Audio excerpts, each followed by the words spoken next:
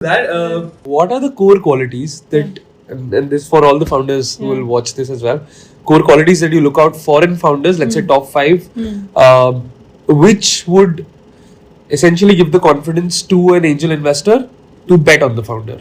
Because early stages, things are very haywire, we don't know what the market size is, how the product will evolve, and so on. So, what are the top 5 things that you look for in founders specifically? In founders, first thing is clarity of vision. I have met founders, like it's sometimes unfortunate. You will talk to them and they'll be like, if you want me to say it like this, I will say it like this. There's this need to literally just be like, I'll pivot from here to there, and then that just sort of is, even if you were interested, you're like, if you can't hold it when I'm speaking to you, when the VCs come in, it's not going to be that easy, right? So how are you going to sort of handle it? So that's one. So clarity of vision. Second, I would say is openness to feedback. Again, if you are actually sorted, you'll be open to feedback. It doesn't mean you have to take the feedback, but very high defense makes it also sort of combative, which is again not a relationship you would want from any of your portfolio companies or any of the founders.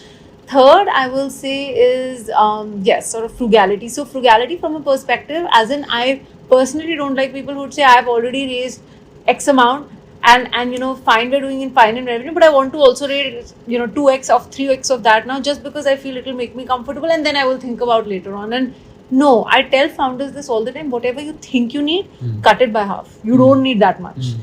Because it's true, because what happens is, I tell them, the more frugal you are and the more bootstrapped you are right now, the next time you go for valuation, a VC will appreciate it. You did not dilute. You did not utilize money for ridiculous things. You were frugal and you made it work. So, if you have a working product that is monetized on minimal cost, then nothing sweeter than that, right? So that, and then I will say grounded, like I mentioned, this is a very personal thing. People have different choices, and hence I feel I feel the tier 2, tier 3 people are very grounded. Though, if any of you all are watching, the other thing I'll say is, please, whenever you're thinking, think slightly larger. Being grounded means you are grounded as an individual. Doesn't mean you don't have vision for your company. One of the things I've seen is, again, this is sort of not calling out biases, but certain pockets of certain cities, you will see every founder saying, in 3 years, it's 100 crore business, and they have just back calculated from that. And I also know, and you also know, there is no way this is 100 crore business. On the contrary, I have seen businesses which could be 100 crores, but the founder will tell me, if I hit 4 crore or 5 crore, and I'm like, can you not see what this can do? Right? So it has to be somewhere in the middle, right? And you need people to push you for that. And then the fifth one I'll say is, how much skin in the game you have. If you say, I'm thinking of doing this and I've not left my day job, I can't have, that won't work. Or if this doesn't work, then I will take up a job. People drop this in the conversation. So if your skin isn't in the game, then why should my money be in this game? Absolutely. So let me put you in a tough spot. Let's say you put some money, like, let's say for the sake of number, 25 lakhs into a company. Now you had put in thinking this will become a 100 crore business. Now it has ended up becoming a 3 crore business.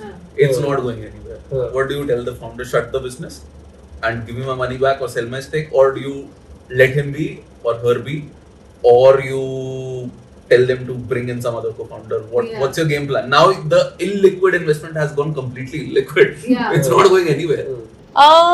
So that's a very tough one. How do you see your exit strategy? That's not my question. I mean, that's not even depends a lot of things. Like, or do you even see an exit strategy? No. So that's like a distress sale then. That's not an exit strategy. It's a distress sale, but that's a very tough spot, and you wouldn't want to be in that spot. Hopefully, you saw it coming before that happened. However, if you can't, I personally think it's part of the game. I'm not going to lose sleepless nights over it. If I can obviously get my stake back, then I would ask the founder to do it. There are times when even that is not possible. And hence coming back, now I don't put very large check sizes. I put smaller check sizes. But having said that, if you still kind of go back to it, it is just one of those things. You had bet on the founder and you believed it at that point in time. No point getting heartburn about it now. You take the best decision that you can at that point in time. You try to figure out, with your network and all. I think getting a co-founder on may not change things, but if there is any acquisition possible, even small part of the business, if there was a tech play, then you try to figure and sell that off. and that's what it is. And also it depends why that person reached that point, right? If it was completely external variable driven, then what can you do? Then you can't hold that person accountable for it. But if it was something consistently someone kept making the same mistake, then the conversation is different. Agreed.